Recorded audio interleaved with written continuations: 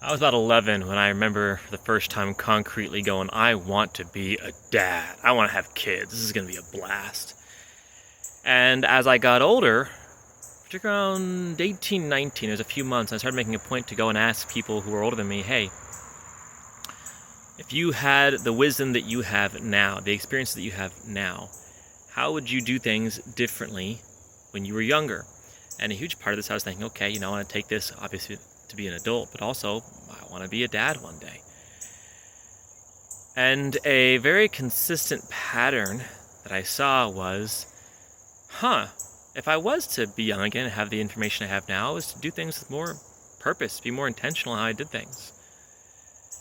And I saw that it was very common when I was a teenager looking at other fathers and other dads, that fathers would quite common have a mentality and approach of, yeah, I've got my kids, I love my kids, no shortage of that, to the moon and back, do anything for them.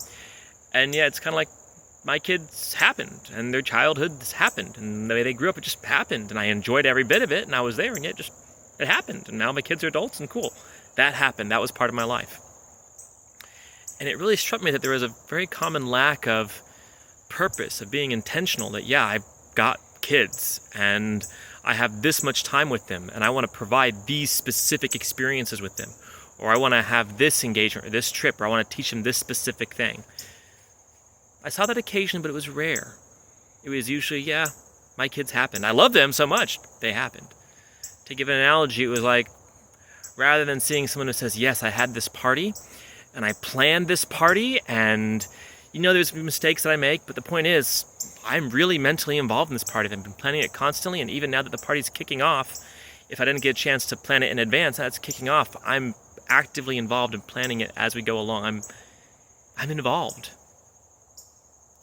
What I saw a lot more commonly was, oh, cool, party, we're going to enjoy this, we'll be around for it, but it just happens to us.